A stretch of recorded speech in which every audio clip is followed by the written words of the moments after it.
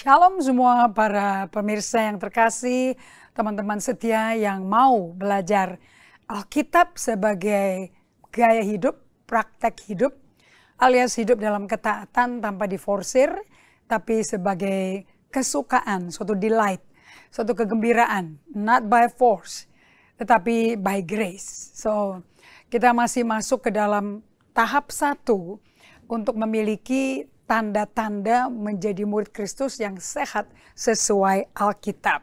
Saya mau sapa semua teman-teman yang sudah bergabung dengan kami. Saya juga mau sambut ibu-ibu, bapak-bapak yang mungkin dari Jayapura, Sorong, Manokwari, Fak-Fak, kota-kota di Merauke. Anda yang di Indonesia Timur ini, Anda 2 jam lebih maju ya. So saya berdoa di jam 9 waktu Indonesia bagian timur ini, Anda bisa rileks karena udah selesai makan, udah selesai semuanya. Mungkin ada komsel, saya nggak tahu, atau mungkin Anda lagi ibadah.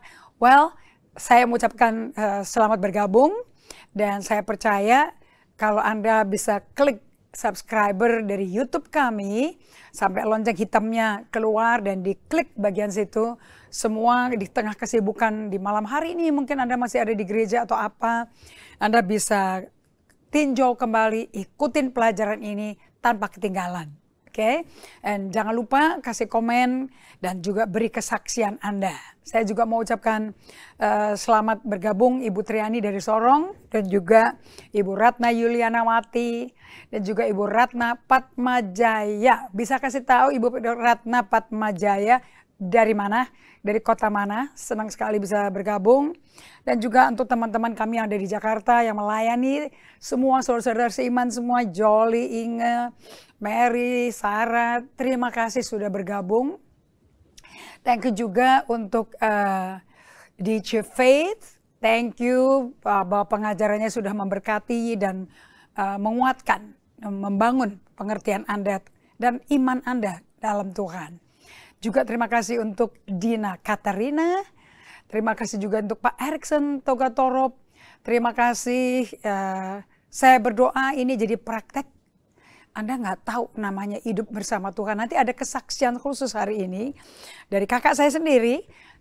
Saya ada dialog interview dengan beliau, dan Anda akan pasti diberkati bahwa pengajaran yang dibagikan selama ini itu ya dan amin. Roh Kudus tuh hidup loh, hadir loh. Oke, terima kasih juga untuk di Ralfi dan dari kota mana di Ralfi dan, boleh kenalan ya. Anda semua yang ingin memiliki resources, buku-buku yang saya pakai, yang saya sebutkan, Anda bisa kontak ke Life Bookstore. Anda bisa lihat keterangannya di screen Anda, dan saya percaya hidupan Anda melalui baca aja dengan cara berdoa dulu tidak akan sama lagi. Okay? Dan saya undang Francisca Wilma, Uti, dan teman-teman lainnya, please do join us, and jangan lupa follow kami semuanya. Ada Ibu Prawati Widyastuti, ada Ibu Nita Lintangantung, ada Pak Yoris Tilaar.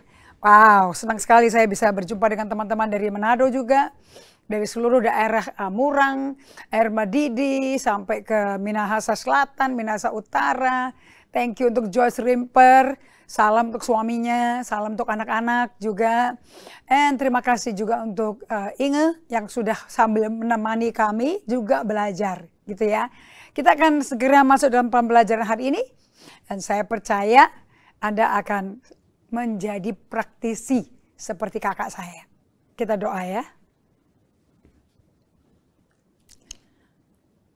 Kami mengundang hadirat-Mu setiap kali kami berdiam, kami menghirup hadirat-Mu, sebab Kau Allah yang bernapas, dan napas-Mu adalah pribadi Roh Kudus. Seperti Yohanes 20 ayat 22. Biar setiap kali kami sadar kami bernapas, kami hirup udara ini, hadirat-Mu yang penuh kasih dan kasih sayang dan lemah kelemah lembutan mengalir, mengisi kami kembali, dan memenuhi jiwa kami dan hati kami.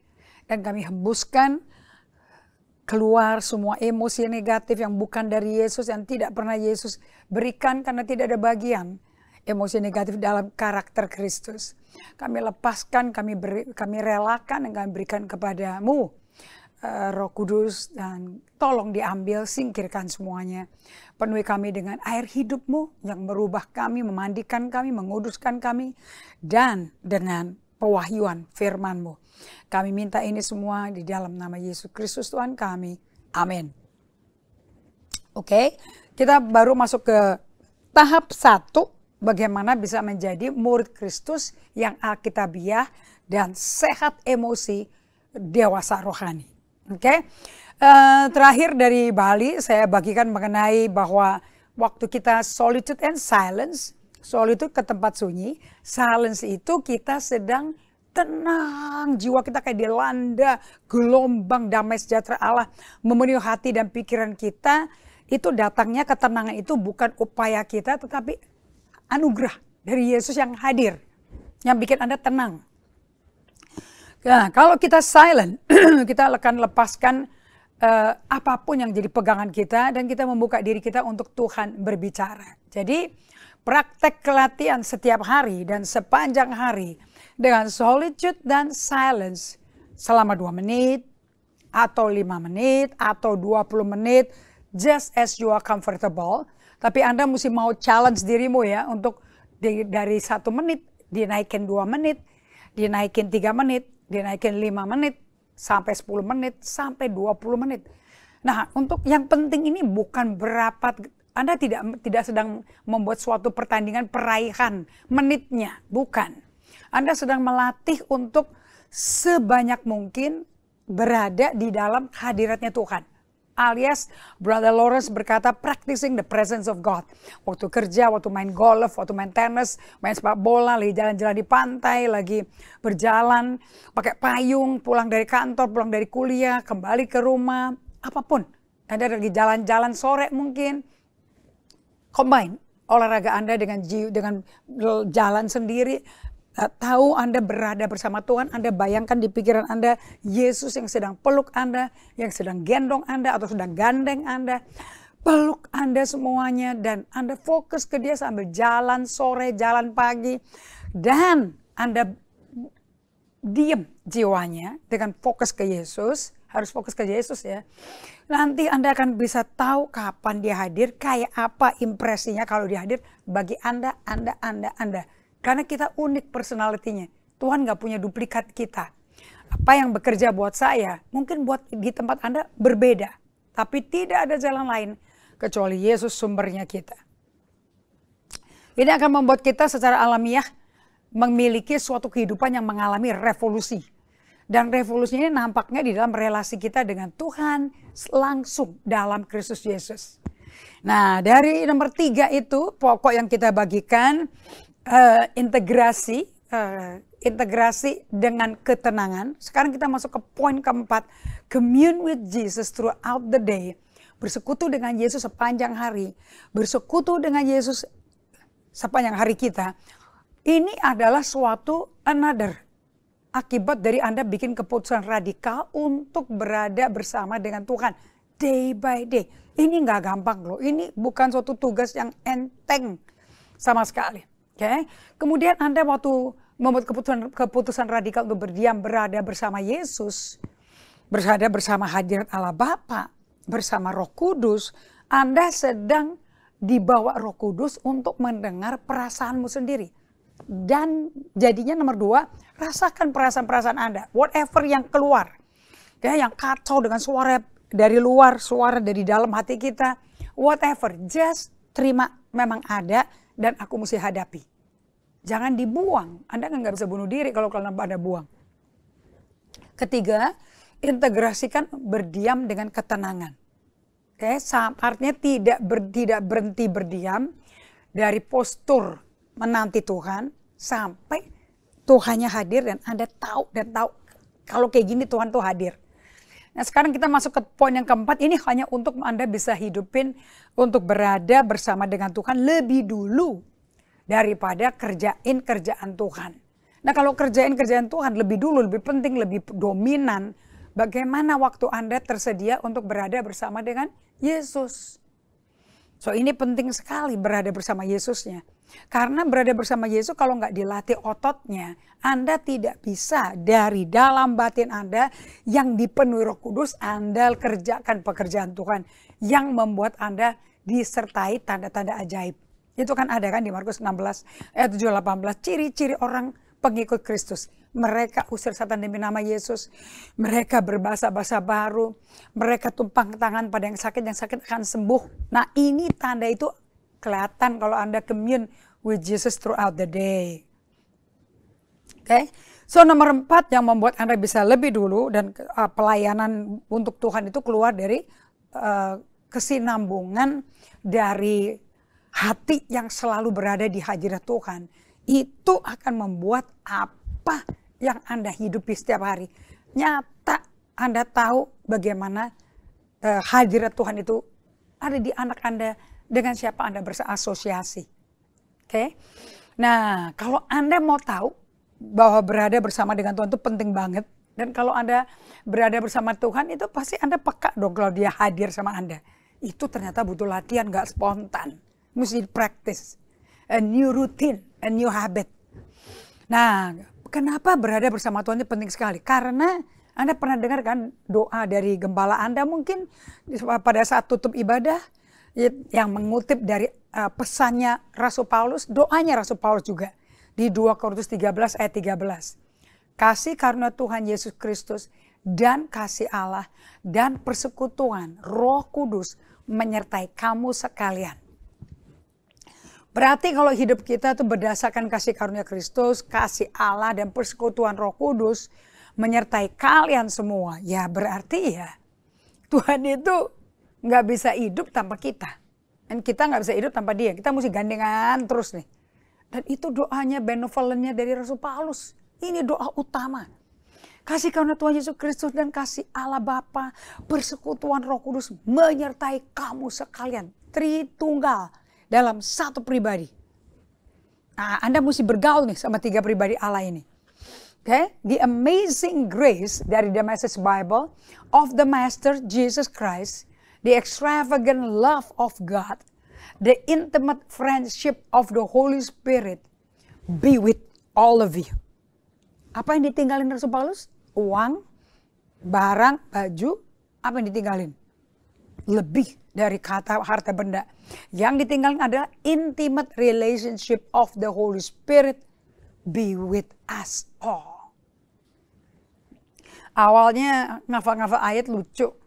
Tapi setelah berapa kali recording, enggak.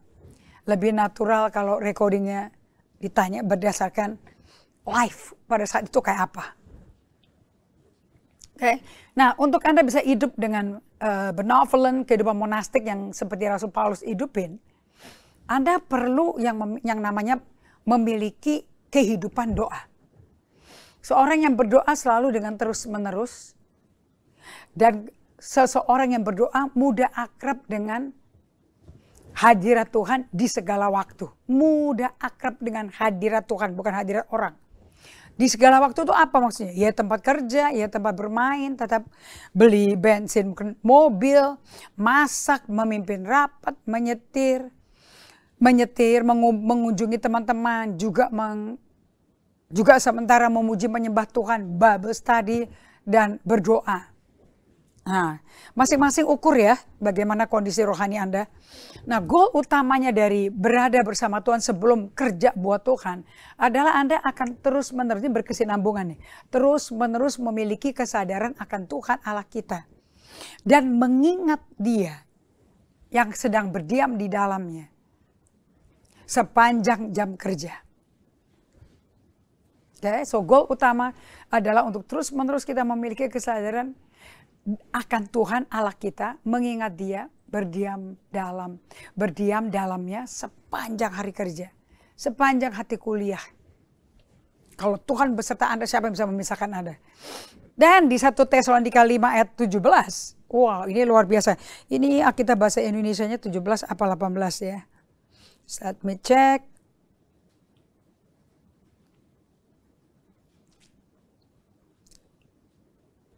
1 Tesalonika 5 ayat 17. Oke, dikatakan ayat 17, saya ambil dari terjemahan bahasa Indonesia masa kini ya.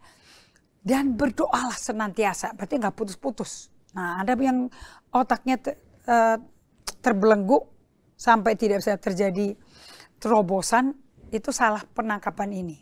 Dikatakan bahwa di 1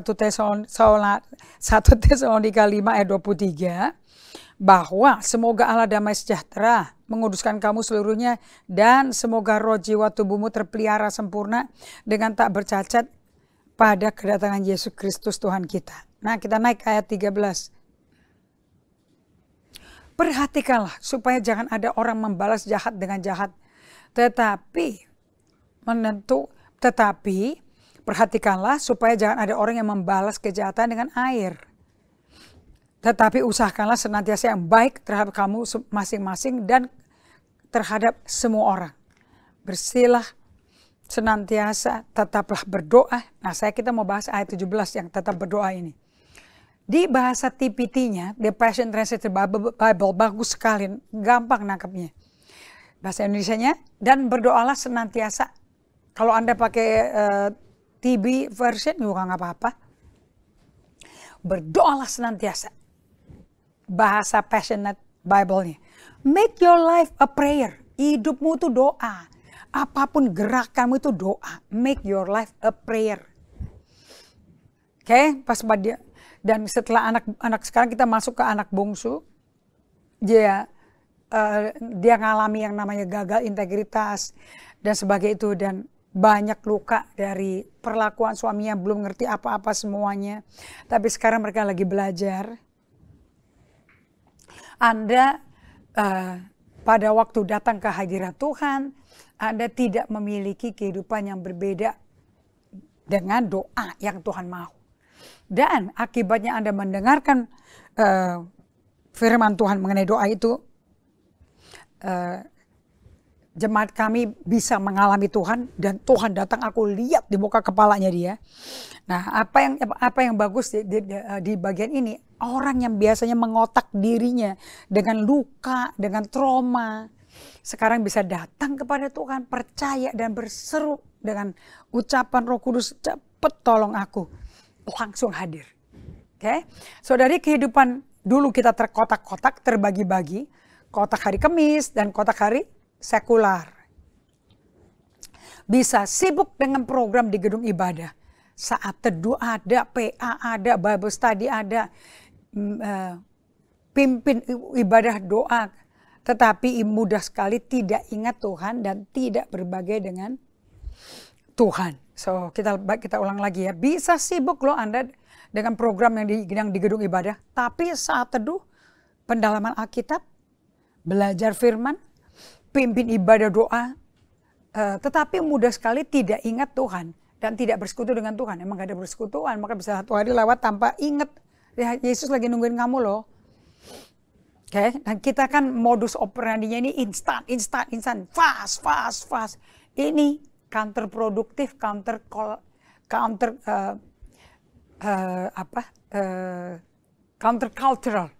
Oke, dimana Anda kalau bisa di tengah kesibukan kantor dan kuliah dan ujian, Anda tuh bisa menikmati sebagai anak Tuhan yang berkenan pada Tuhan Allah kita. Nah, ini dipakai oleh Daniel, Esther, Daud. Okay. Kemudian terdengarlah suara Allah mengatakan, inilah anakku yang ku kasihi. Ia menyenangkan hatiku. Jadi hatinya Daud sudah hatinya Allah karena menyenangkan. Di situ kita belajar bahwa kalau kita sampai nggak bisa jadi anak Tuhan yang bisa berbahasa roh segalanya, tapi sebetulnya mereka nggak nikmati apa itu artinya berada bersama dengan Tuhan. Mereka nggak nikmati. Nah, kalau Anda tidak bisa nikmati, itu Anda pakai kekuatan sendiri. Nah, kalau pakai kasih karunia Tuhan, kemudian terdengar suara Allah mengatakan, inilah anakku yang kukasihi dan ia menyenangkan hatiku. Matius 3 ayat 17. Nah, sekalipun kalau kita itu di tengah-tengah ujian, kalau silent solitude itu kayak masuk ke dapur perapian. Kalau Anda masuk ke situ, Anda kan kondisi sesungguhnya di bawah itu kan ketahuan kan. Inilah anakku yang kukasihi, ia menyenangkan hatiku. Di Matius 3:17. Dan yes, kalau kita bagaimana dong? Bagaimana kita menjadi anak yang hidup? Sadari goal kehidupan pengikut Kristus adalah berdiam di dalam dan tetap bersama Tuhan Allah kita sepanjang hari. Saya ulangi lagi ya. Sadari, kalau mau punya kesadaran untuk bisa lepasin manusia lama, manusia baru ini, dan peluk manusia ciptaan baru. Untuk itu Anda mesti sadari goal kehidupan pengikut Kristus adalah berdiam di dalam dan tetap bersama Tuhan Allah kita sepanjang hari. Nah, apa sih yang dikatakan oleh Ibu Pendeta yang ada yang mengajarkan ini? Ada apa sebetulnya pada waktu kita melakukan solitude silence yang tidak ada breaknya, konsisten. Anda akan tetap bersatu dengan Yesus dan Yesus akan tetap bersatu dengan kalian seperti yang disampaikan di Yohanes 15. Dan cabang sendiri tidak bisa berbuah kecuali kalau ia tetap pada pohonnya. Demikian juga kalian hanya dapat berbuah kalau tetap bersatu dengan aku. So solitude silence, berada bersama dengan Tuhan tidak bisa dinego. Nomor 5, ayat kelima Yohanes 15, akulah pokok anggur dan kalian cabang-cabangnya, orang yang tetap bersatu dengan aku dan aku dengan dia akan berbuah banyak. Sebab tanpa aku kalian tak dapat berbuat apa-apa. Ayat 6, orang yang tidak tetap bersatu dengan aku akan dibuang seperti cabang, lalu menjadi kering. Cabang-cabang yang seperti itu akan dikumpulkan dan dibuang ke dalam api lalu dibakar. Anda tahu kan kemana? Kalau tidak mau berada bersama Tuhan, gak mau satu, Anda dekat. Ya, kayak Yudas Iskariot itu di Yohanes 12. Si wanita di Betania itu ada wanita adiknya Lazarus yang memecahkan buli-buli yang isinya minyak narwastu yang mahal sekali. Yang dicatat dan dihitung oleh Yudas Iskariot harganya itu 1 tahun gaji. Dari pekerjaannya si Maria yang ternyata karena Betania itu kampung sangat miskin tapi ada keluarga sahabatnya Yesus. Namanya Marta, Maria, Lazarus. Waktu itu Lazarus sudah bangkit dari mati. Maria begitu cinta Tuhan sampai segenap hidupnya dia serahkan, dia persembahkan kepada Yesus demi dia menerima kepenuhan hadirat Yesus. Dia hanya mau Yesus hadiahnya. Dia nggak mau ada barang-barang lain yang menghalangi hubungan keintiman dia dengan Yesus. Itu dilakukan di rumah orang Farisi dan Lazarus nonton juga di situ. Ada murid yang nggak suka namanya Yudas Iskariot, si pencuri bendaharanya Yesus. Dia kepingin dapat uang segitu yang dia bisa jual 300 denari. Dia bisa ngambil, dia bisa nyolong. So saya mau lihat Anda bisa baik-baik perhatikan di sini. Kalau nggak bersatu, Anda akan neraka loh. Anda bisa kayak Yudas Iskariot. Proximity-nya, dia berada dalam proximity kedekatan yang fisik luar biasa. Tapi hatinya nggak intim. Maria dekat dengan Yesus dan hatinya intim. Anda pilih mana? Kalau Anda mau mati ke surga, mendingan Anda intim dari sekarang. Ayat 7, apabila kalian tetap bersatu dengan aku dan ajaranku tinggal dalam hatimu, minta kepada Bapa apa aja yang kalian mau. Jadi di hati Anda udah penuh jiwa, hati Anda penuh kehendak Allah, pengertian Anda penuh kehendak Allah. Apa yang ada di Anda yang Anda kayak keluar, ya Anda kan minta apa yang ada di Anda. Dan Anda sampaikan ke Allah Bapa, apa aja yang kalian mau, permintaan pasti dipenuhi. Kalau kalian berbuah banyak, Bapakku diagungkan. Dan dengan demikian kalian betul-betul menjadi pengikutku atau muridku. Problemnya, kenyataannya ini akibat dosa ini. Sistem kita ini rusak, jiwa kita ini. Makanya perlu dikasih hati baru, roh baru dan dipenuhi Roh Kudus. Kalau nggak ada daya untuk Tuhan memulai pekerjaan transformasi dari dalam. Yang namanya spiritual formation atau discipleship. Supaya karakter Kristus pribadi Yesus dibentuk dari dalam kita. Nah problemnya, kita lebih banyak bekerja buat Tuhan Yesus udah latah. Khotbah, pelayanan, udah gak mikir lagi sampai pulang capek. Bahkan ada orang khotbah bisa 5 kali per hari Minggu loh. Melewati, tanpa kita sadar kita udah melewati porsi waktu yang bisa dipakai untuk butuh diisi bensin hadirat Tuhan. Habis-habisan, Anda bisa burn out. Dan ini udah kebanyakan kerjaan bagi Tuhan melewati waktu dan kesadaran kita untuk berdiam tetap bersama dengan Tuhan Allah kita tuh udah hilang. Bahkan gak sadar. Kita bisa sibuk pelayanan buat Tuhan tapi gak sadar Tuhan tuh beserta kita. Nanti kesaksian dengan kakak saya, dia menjadi sadar Tuhan itu sama dia. Waktu dia perjalanan ke Eropa sendirian, tanpa istri, tanpa anak-anak. Dan anak-anaknya udah lama kuliah dan kerja di Eropa. Tapi buat kakak saya itu jarang ke luar negeri. Apalagi setelah pandemi, nggak ada orang traveling. Usia 67 tahun, mesti hati-hati. Namun dia praktek solitude silence dan renungkan buku day by day. Ini udah komplit, ini bikin Anda, memudahkan Anda untuk berada bersama Tuhan every day. Udah disiapin, Anda nggak usah rancang-rancang sendiri. Hanya butuh satu aja pembicaraan. Kalau Anda jauh dari Tuhan, okay, badan dekat, hatinya nggak peduli sama Tuhan. Hanya dibutuhkan satu trigger loh. Satu pembicaraan, perkataan yang bikin Anda terpicu. Dan cepat bertindak, reaktif. Dan trigger itu bisa membuat Anda keluar dari jalur rel hidup bersama dengan Tuhan. Kalau sampai emosinya gampang tertrigger kayak begitu, meledak, itu bukti bahwa Anda sama sekali lebih banyak sibuk kerja buat Tuhan dan ngelewatin waktu yang dibutuhkan untuk berada bersama Tuhan. Dan dengan cukup satu trigger dari orang lain atau dari saudaramu atau dari keluargamu, itu bisa, atau melalui khotbah, pencet itu tombol merah kalian itu, langsung reaktif, lompat, reaksi. Dan Anda tanpa sadar udah hidup di luar jalur rel, berada bersama Tuhan. Saya udah pernah bagikan ini, ada 10 indikator kalau Anda mau tahu Anda keluar rel nggak sih? Yang akan nolong Anda mengetahui apakah Anda udah berpindah jauh dari pusat tempat bersama dengan Yesus. Saya tahu bahwa pekerjaanku buat Tuhan telah melampaui keberadaanku dengan Tuhan. Jadi artinya your doing is udah go beyond your time to be with the Lord Jesus. Oke? Nomor 1, Anda jawab ya. Saya nggak bisa melepaskan tekanan yang saya rasakan karena kebanyakan tugas atau kerjaan di waktu yang sangat mepet.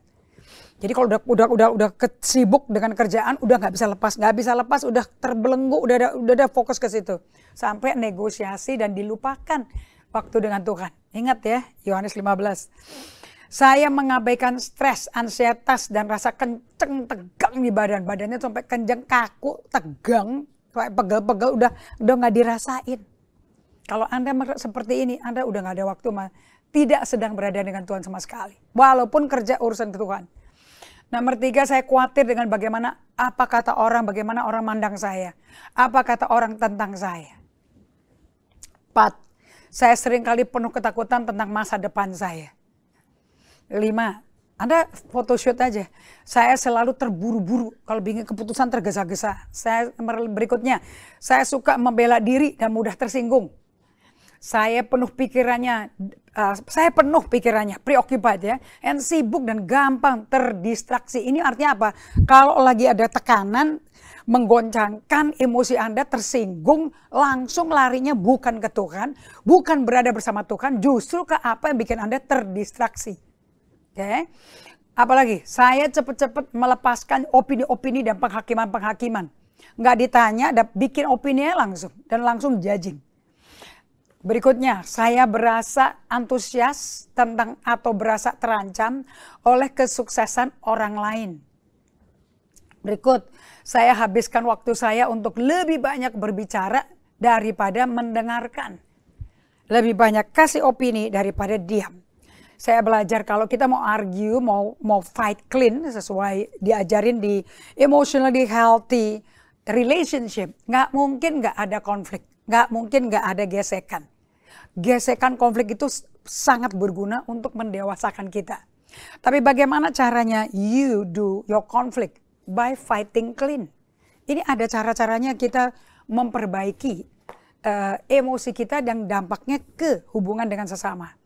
Kalau kita udah keluar jalur dari Yesus, maka Anda mesti cepat tarik napas, slowing down, untuk berhenti, stop.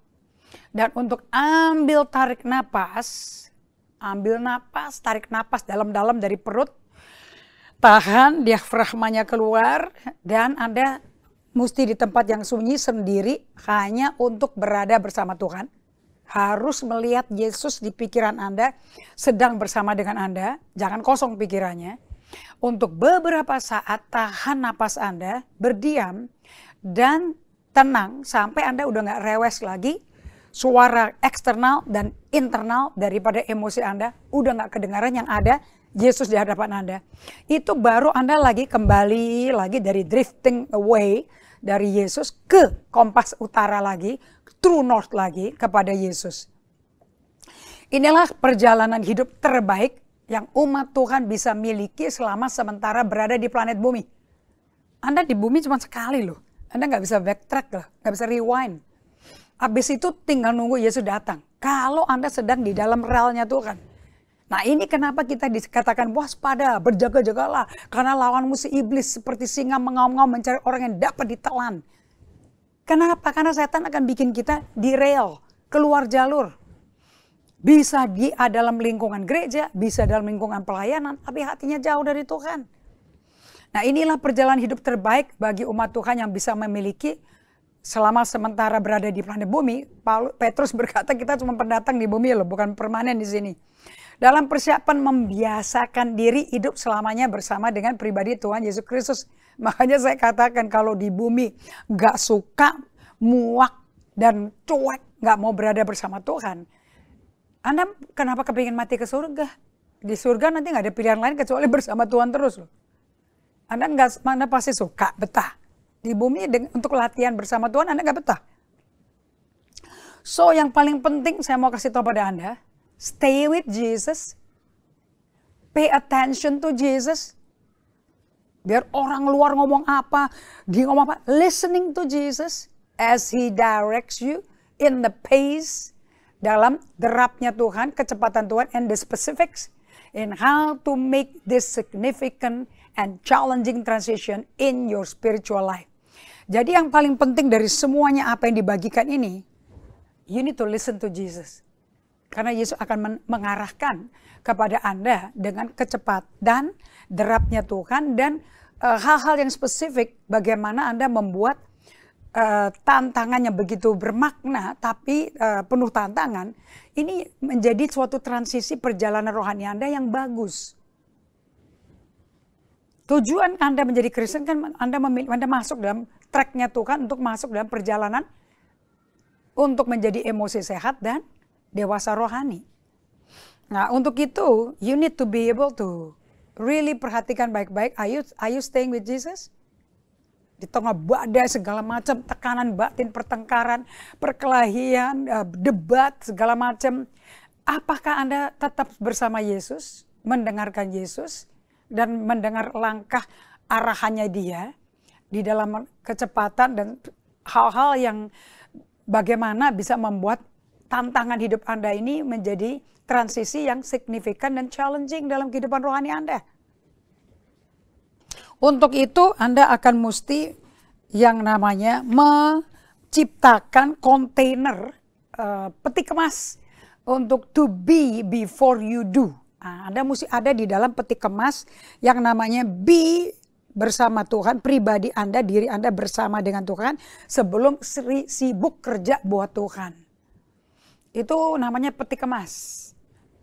Dengan peti kemas ini dibutuhkan kreativitas dan ketabahan serta berani melakukan trial error. Pasti ada uji coba ya, ada errornya, ada trialnya ya. Untuk membuat transisi dari sekedar melakukan disiplin rohani ke menjadi bersama dengan Tuhan sebagai sumber dari apa yang Anda kerjakan bagi Dia. Nah, kalau Anda di sini ada yang telah mencoba melakukan pekerjaan Tuhan cepat-cepat, mestinya sadar ya bahwa dibutuhkan pemikiran yang serius loh dan perencanaan yang betul-betul advance untuk Anda bisa berada dengan Tuhan dulu lebih penting daripada sibuk-sibuk ngapain. Nah, saya mau bagikan kepada Anda kesaksian dari kakak saya bagaimana dia menciptakan hidup dalam peti kemas to be with Jesus before you do for Jesus. Ingat ya, ini adalah suatu proses transisi. Jadi perjalanan kakak saya 1 tahun untuk bisa mengalami sadar kehadiran Tuhan di airport, di kendaraan bagi yang membawa dia dari gate ke gate, di tempat koleksi koper yang tidak ada pegawai sama sekali. Tuh Kudus atur langkah dia.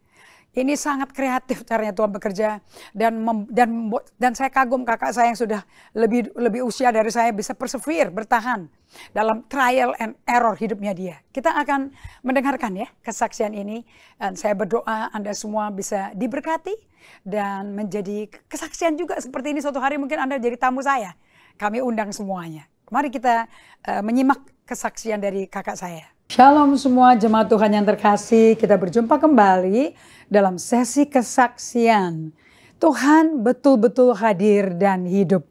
Dan tidak hanya di ibadah hari Minggu, praise the Lord, setiap kali kita bertemu selalu Tuhan hadir. Tapi yang membuat hidup kita mengalami revolusi, kalau kita mengalami kehadiran Tuhan dalam keseharian kita. Senin sampai Senin, tidak hanya Sabtu atau Minggu, tergantung ibadah Anda di hari apa, weekendnya. Nah, hari ini saya ada kakak saya sendiri yang kami sangat bersyukur dan menikmati kehidupan di satu rumah kami dengan mami kita, tinggal sama-sama dan kita mengalami kehadiran Tuhan. Yang penting adalah the awareness of God's presence with you. Kalau Anda melatih otot sadar Tuhan tuh menyertai kita, wah beda sekali hidup kita. Oke. So, good morning. Morning. Kita mau bagikan kehebatan kehadiran Tuhan dalam hidupnya Pak Herman ya. Semenjak pandemi kan aku melakukan sesi EHS, bimbing Pak Gan dan ditemenin Ferry juga. Dan kamu join waktu itu. Waktu itu kita selama pandemi sesi EHS-nya sampai harus dilakukan by Zoom. Kita nggak pernah ketemu tatap muka sama sekali. But saya ingat bahwa kamu duduk di belakang di sofa, di belakang punggungku, di depan kamera Zoom ya. Namun Tuhan melihat dan mengunjungi hatimu, mengunjungi kamu. Jadi aku punya pengalaman sendiri sebagai fasilitator, namun kamu ngalami perjumpaan dengan Tuhan sendiri. Nah, kalau bisa bagikan ini dulu, nanti sampai ke kesaksian sampai Tuhan menyertai kamu di Eropa. Gitu ya. Terima kasih Pak Sini. Waktu mulai pelajaran EHS ini, saya nggak ngerti ini apa lagi. Tapi kok ketarik gitu. Ini seperti kayak saya nemukan kayak ada emas ini, tapi belum tahu bentuknya apa, untuk apa gitu. Nah, waktu mulai belajarin itu semua, begitu kelar kan ditanya, kamu ngalamin apa, merasa apa gitu. Langsung saya depan saya nangis loh. Saya lihat video itu hidup saya tuh sampai umur 7 tahun. That's open vision ya? Iya, open vision. Lah, itu saya nangis karena saya ngalamin semua yang nggak enak. Dari papi, semua macam. Waktu itu kan di rumah ada orang kos. Nah, saya sebagai anak masih 7 tahun pinjam sepedanya dia memutar-mutar gitu loh. Itu yang masih buat saya terlalu kecil. Saya kecil, sepedanya gede. Sampai berdiri di atas pedal aja. Nah, lagi jalan-jalan di luar, tahu-tahu ada orang datang. Dia bilang, saya teman papimu. Siapa? Lupa kali kamu katanya. Itu diajak jalan-jalan, akhirnya saya diajakin sampai ke Pasar Boplo. Saya Pasar Boplo, dia bilang, Om ada titip burung di dalam katanya. Sepeda kamu taruh sini, ambilin di dalam ya. Sebagai anak yang masih nggak ngerti apa-apa ya, masuk ke dalam, sampai di dalam, kayaknya Pasar Boplo nggak jual burung deh. Saya mau keluar lagi. Ternyata orang itu sama sepedanya hilang. Saya nangis kan. Saya tanya orang, kenal nggak, lihat orang itu? Enggak ada yang lihat. Mungkin dibawa kali itu. Ya udah. Tapi kan saya kalau dari kecil kalau pergi mana selalu perhatikan jalan kan. Jadi saya bisa jalan kaki pulang ke rumah. Bisa nemu jalan sendiri. Nemu jalan sendiri. Sampai di rumah. Mungkin udah agak siang sih, papi mau balik ke kantor. Di pagar begini aja. Dari mana kamu? Habis semua. Langsung kayak sebagai anak kecil kan saya takut ya. Malu bilang sepedanya hilang. Terus dimarahin habis-habisan. Laporkan kantor polisi. Seksi 5 gitu. Diantar Mami ke sana. juga bingung, takutnya ada polisi, ngapain, saya bukan maling, kenapa ada di sini, gitu loh. Dan suasana itu nggak enak, ngeri sekali, apa kayak gini. Jadi tapi waktu itu terpendam terus ya, dikubur terus perasaan takut itu. Takut sama papi juga. Ya udah, mungkin aku salah apa ya? Kok salahnya besar sekali ya? Kok sampai kayak gini? Tapi terbawa terus sampai sekarang gitu. Nah itu yang buat. Dan terus juga pengalaman-pengalaman yang lain itu dibukain semuanya. Saya lihat ini apa ya? Itu campur aduk rasanya sampai nangis, nangis gitu. Kok cuma kayak gitu, kok bisa nangis ya? Saya bingung. Biasanya nggak apa-apa, ya udah nggak apa-apa. Tapi ini kali kok dalam sekali rasanya. Jadi emosinya saya itu yang sama Tuhan kayak dikeluarin. Loh, ini yang kamu alami ini. Tapi kamu nggak perhatian itu. Itu. Nggak pernah peduli. Nggak pernah peduli. Dan itu mulai dialami waktu kamu mulai ikut praktek solitude silence. Iya. Dan waktu berdiam itu, Tuhan tolong langsung khusus buat kamu itu betul. Langsung masuk ke emosi pengalaman kelas 5 SD ya? Kelas 2. Oh, kelas 2 SD. Oke. Jadi, dari situ saya lihat loh, ini Tuhan benar-benar, apa ya, mau peduli ya? Peduli dan memulihkan emosi saya.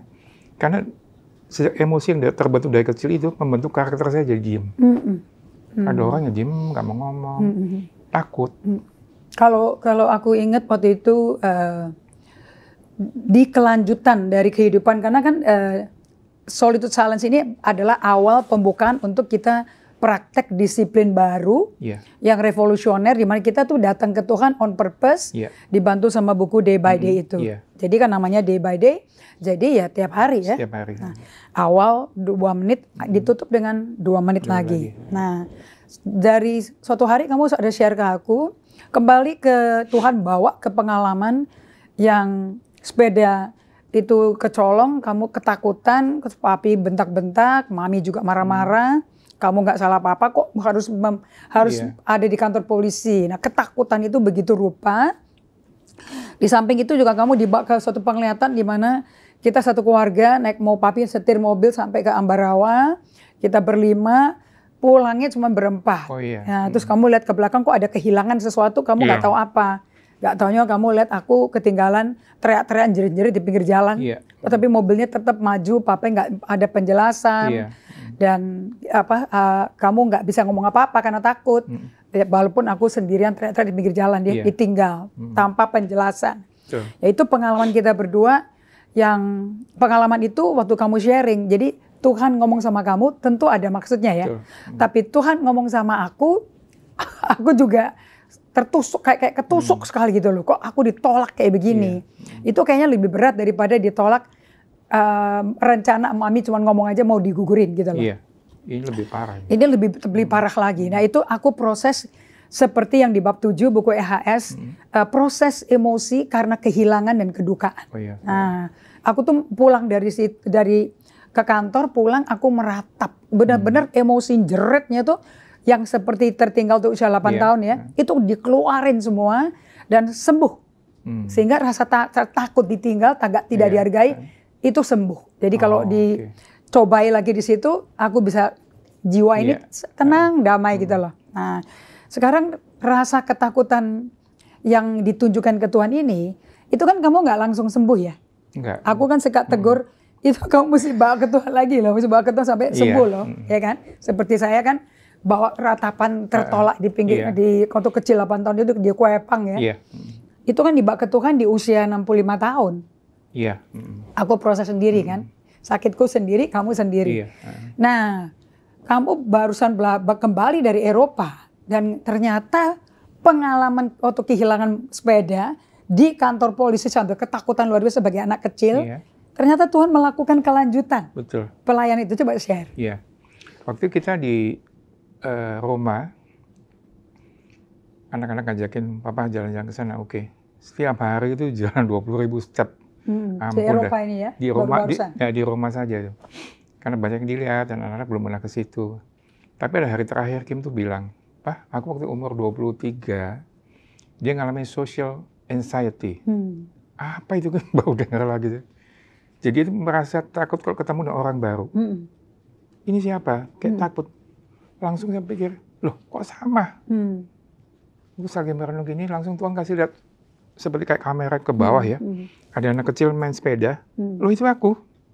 Terus ada orang datang, nyamperin. Dan Tuhan kasih lihat mukanya. Ini loh orangnya ini. Langsung saya ada pengertian.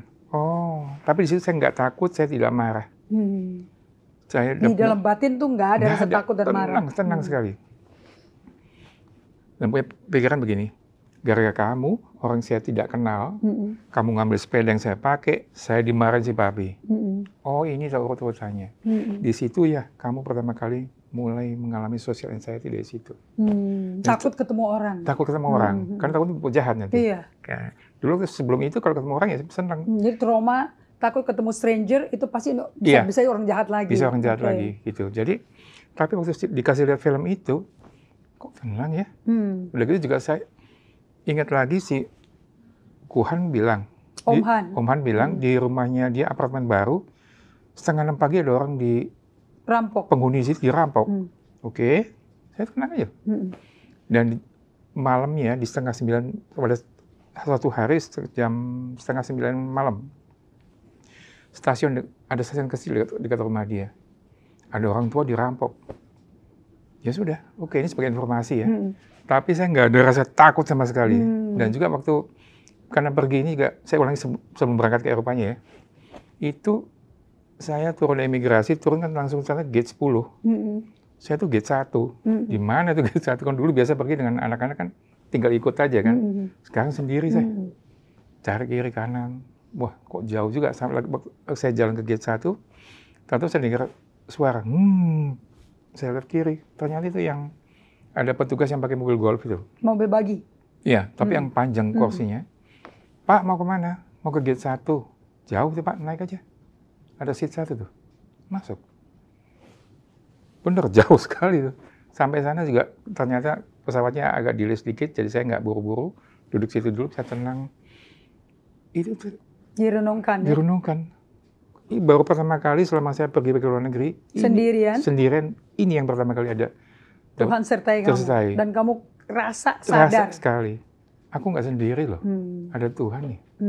Selama perjalanan juga bagus, semua tidak ada hambatan. Terus Becky juga bilang, Pak kalau di Belanda di Schiphol lagi rame. Sejak COVID itu kan banyak pegawai diberhentiin. Jadi mereka kurang orang buat handle luggage-nya tuh di bawah, didieminnya di bawah gitu. Koper-kopernya digeletakin. Iya, sampai berapa bulan di bawah situ. Oke. Ya udah saya sampai sana imigrasi.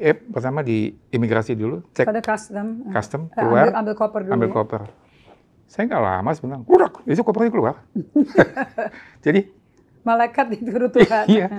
Jadi orang bilang gini. Itu kalau secara kita nggak pernah ngikutin, nggak melakukan SAS setiap hari, solid silence setiap hari, nggak mungkin saya bisa mengalami perasaan itu damai itu nggak ada gitu. Sampai keluar juga si Om Han juga belum datang, si Becky belum datang, saya duduk aja situ. Sampai datang, lu kok sudah keluar? Ya sudah dari tadi.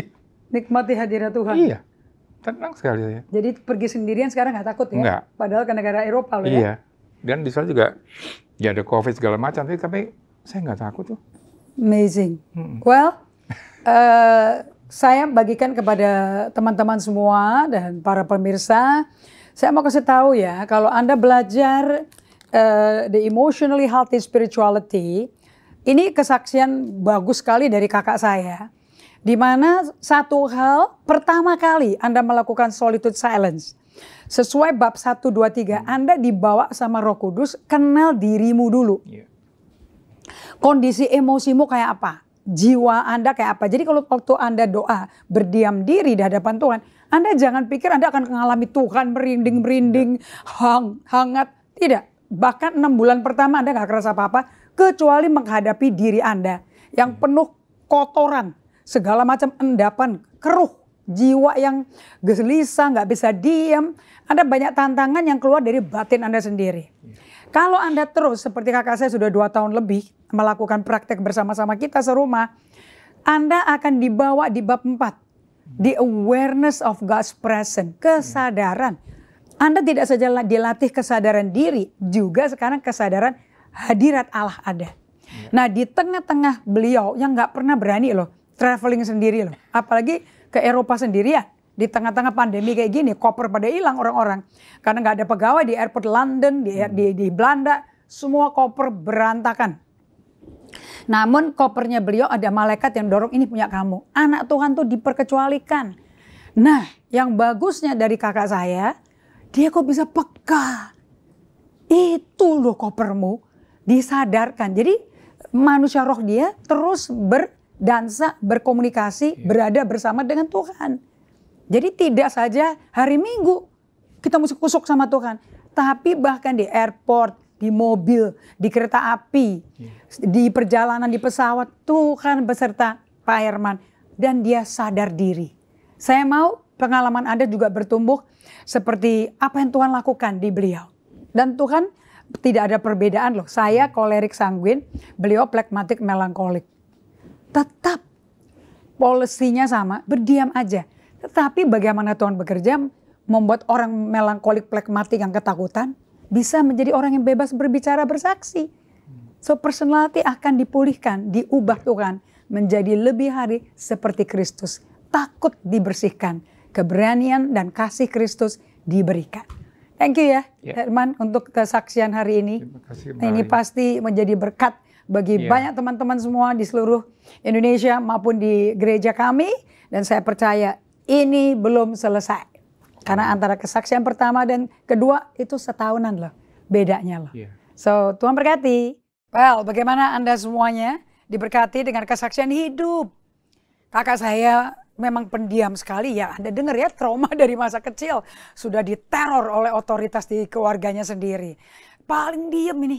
Dan waktu kerja sama ayah saya tambah dibentak-bentak lagi. Well, antara kasihan dan waktu itu kita belum mengerti buku Emotionally Healthy Spirituality. So dia mesti melewati puluhan tahun dengan tekanan dalam hubungan dengan istrinya di perkawinan juga karena terlalu diem. Dan dia juga nggak tahu mesti gimana keluar dari belenggu penjara ketakutan. So fear can be a prison to your soul. Tapi kami bersyukur dengan dia tekun tiap hari 2 tahun bersama Tuhan. Dia transisi dari tak berdaya terpenjara. Dia hadir dan selalu hadir di ibadah gereja, hadir di belajar Alkitab, doa malam, selalu ikut semua waktu itu.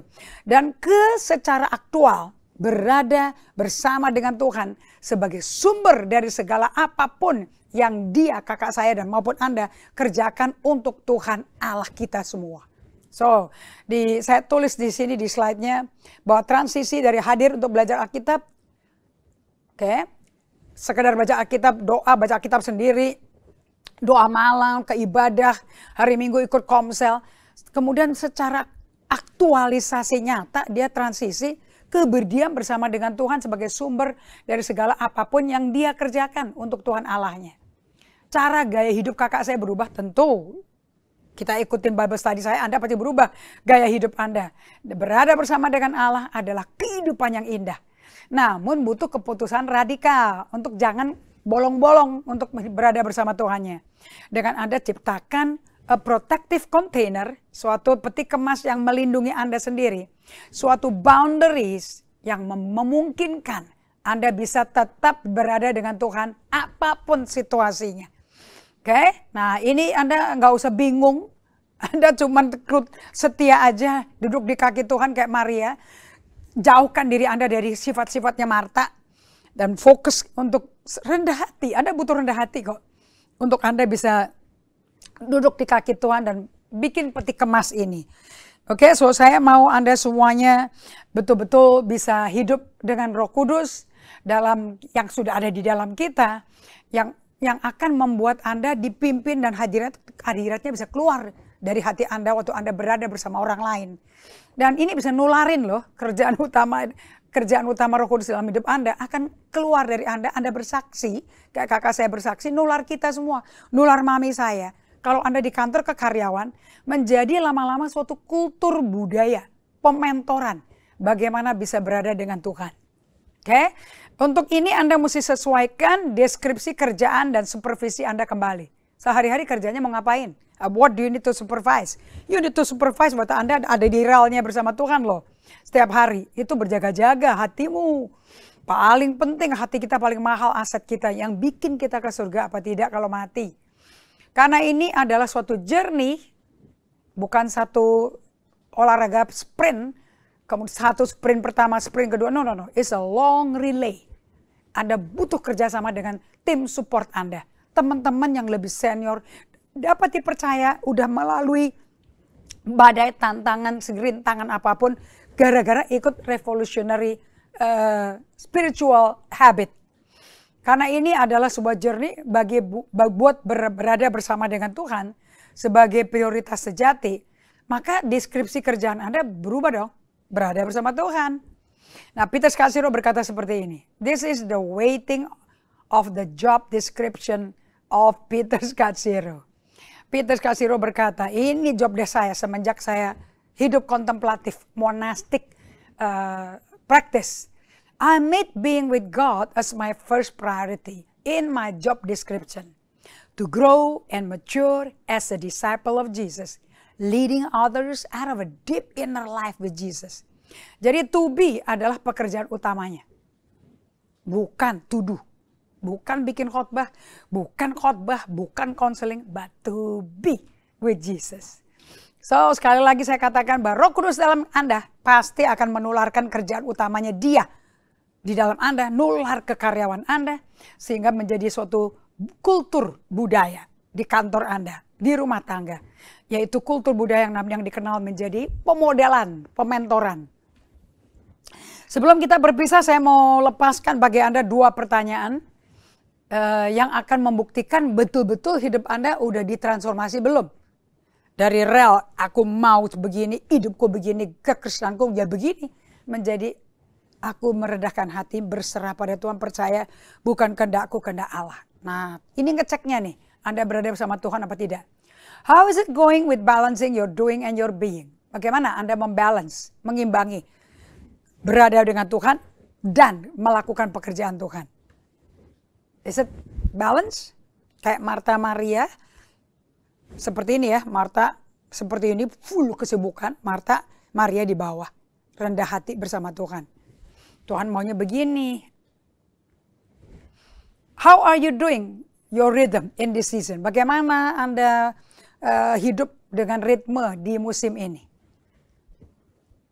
Untuk itu Anda akan diperkenalkan di pelajaran berikutnya untuk bisa balance the doing, come out from the being, harus keluar dari berada bersama Tuhan. Jangan melakukan amanat agung tanpa Yesus. Karena di Matius 28 ayat 20 saya senang banget nih. Kalau di Matius 28 ayat 18 sampai 19, pergilah jadikan semua bangsa muridku kan. Barang siapa percaya bakal dibaptis dalam nama Bapa, Putra, Roh Kudus. Kemudian di ayat 20, ini dong yang mesti dilakukan juga. Baru pemuridannya efektif. Dan terjadi, ajarlah mereka melakukan segala sesuatu yang telah kuperintahkan kepadamu. Dan ketahuilah, aku menyertai kamu senantiasa sampai kepada akhir zaman. Jadi berada bersama Tuhan itu, how are you doing your rhythm in this season? Berada bersama Tuhan, itu kehendak Yesus. Yesusnya kok yang bilang aku udah bersama kamu. Sekarang kita resiprokalnya gimana? Kita bersama dia enggak? Bagaimana it takes two to tango? Alright? So Anda nggak bisa berjuang mau berada sama Tuhan, tuh coba membuat pengalaman, kayaknya Tuhan hadir. Nggak bisa. Tuhan udah hadir duluan kok sebelum Anda hadir. He always present first, before you are. Jadi jangan dibalik-balik.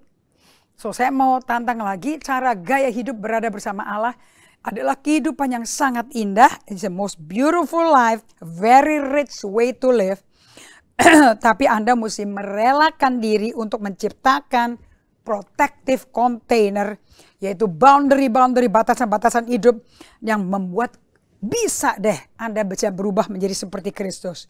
Nah, guideline-nya itu atur job description Anda yang baru, praktek sabat. Nah, ini akan menjadi bagian sesi berikutnya. Kalau Anda mau bisa balance dan melakukan firman Tuhannya, melakukan kerjaan Tuhan by the being present with God. Dan enteng, Anda nggak usah mikir stres, depresi. Roh Kudus sedang sama kita di cook yang enak sama Yesus.